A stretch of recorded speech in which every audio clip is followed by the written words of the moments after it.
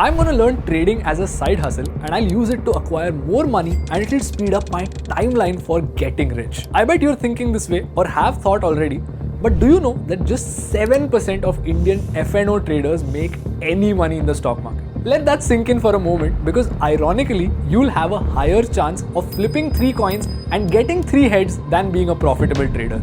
Today we'll talk about why trading is neither an art nor a science and usually just a big waste of money for most people. So watch this video till the very end because you'll understand exactly how futures and options work and some best kept secrets about them. Recently, our finance minister asked at an event, is futures and options even for the middle class? And naturally, all of Twitter was pissed. But I genuinely think she made perfect sense with that statement and I'll tell you why. She was not lacking empathy with that statement. Instead, what she meant was that futures and options primarily have industrial uses as opposed to their more popular speculative use case, where traders come together just to lose money. And I'll prove it to you with data. In September 2024, India's stock market regulator SEBI published a study that it conducted using data between FY22 and FY24. Nearly 93% of more than 1 crore traders in the futures and options segment incurred net losses of average 2 lakh rupees per trader over 3 years. And the reality is just being hidden by statistics. 2 lakh rupees was the average loss. The top 3.5% of these traders lost on average 28 lakh rupees per trader. But wait, I've heard that F&O is a zero-sum game. For everyone that loses money, someone else takes away all the profit, right? Or so you'd think. The situation was just as bad even among the profitable ones. Only 1% of them earned a net profit of 1 lakh or higher over 3 years after transaction costs. And you know the worst part? It's not like these people had money to lose. Many of them were trading on borrowed money. I'll come on this borrowed part later, but look at this. Nearly 75% of all these traders had incomes less than 5 lakh rupees per annum. And of these medium to low income loss-making traders, 75% of them continued trading despite the losses. But wait a minute, this is the big point that I'm trying to drive home. These were individuals, regular people like you and me. Institutions on the other hand made bank. They were having a field day. If you look at proprietary traders or foreign portfolio investors, that is, the big boys in the stock market who trade using their own money as well as investors' money. They booked profits of 33,000 crores and 28,000 crores respectively. How, you might wonder? Algorithmic trading. The study saw that nearly 96% of proprietary traders' profits and 97% of foreign portfolio investor profits came from the use of advanced algorithms. This prompts us to ask 2 questions. How did the big boys make more money? And more importantly, why on earth did everyone else lose it? Let's start by understanding what exactly makes these big boys smart, unlike you and me. Many institutional investors use derivatives not for getting rich quick, but for risk management. For example, a hedge fund might have bought HDFC Bank stock at 2,000 rupees and they're targeting an upside of 2,500. But there is a small chance that RBI could put restrictions on HDFC Bank, which would cause the stock price to plummet to 1,500. So the hedge fund spends an additional 50 rupees to buy something called a put option. This is like an insurance policy that would allow the fund to sell HDFC Bank at 2,000 rupees irrespective of the market price. This way they have upside potential with a floor on the downside. Or similarly, a gold jewelry company like Kalyan Jewelers may be anticipating that gold is set to rise in price over 6 months. And they wish to buy 100 kgs of gold next year. So what they could do instead is buy 100 kilos worth of gold futures for maybe 10% of the cost. This allows them to lock the price of gold today for the coming 6 months.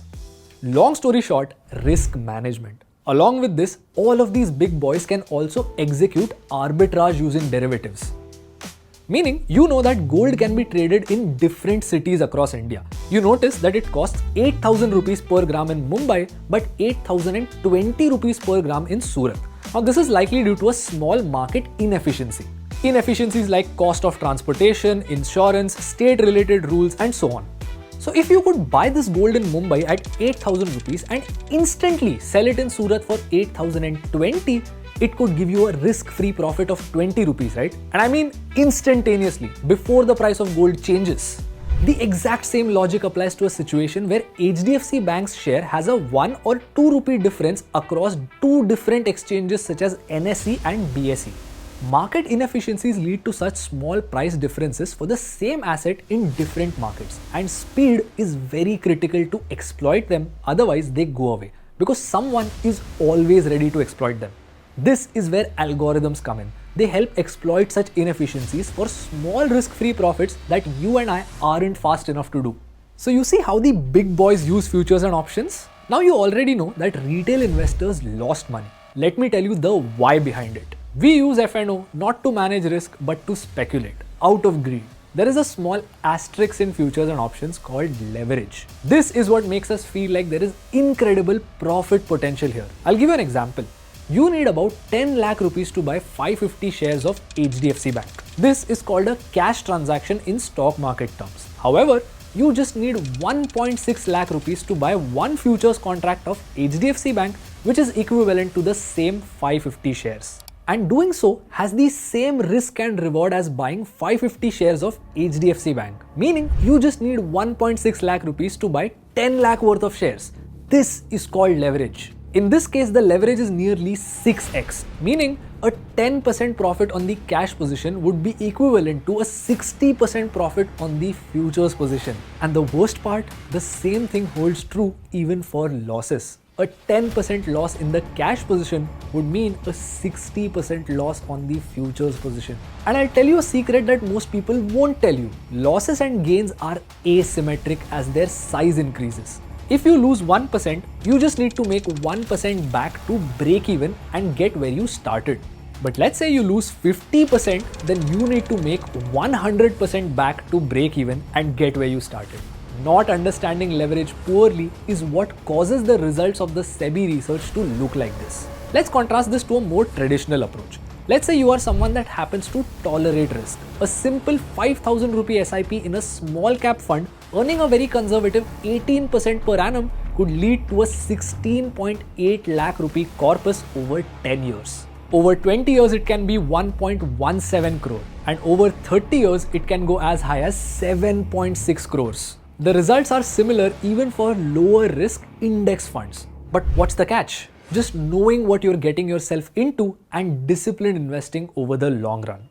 If you are someone that is fascinated by futures and options and wants to learn it and be a profitable trader, you need to note two things. Number one, the odds are stacked against you. The transaction costs for futures and options are very high.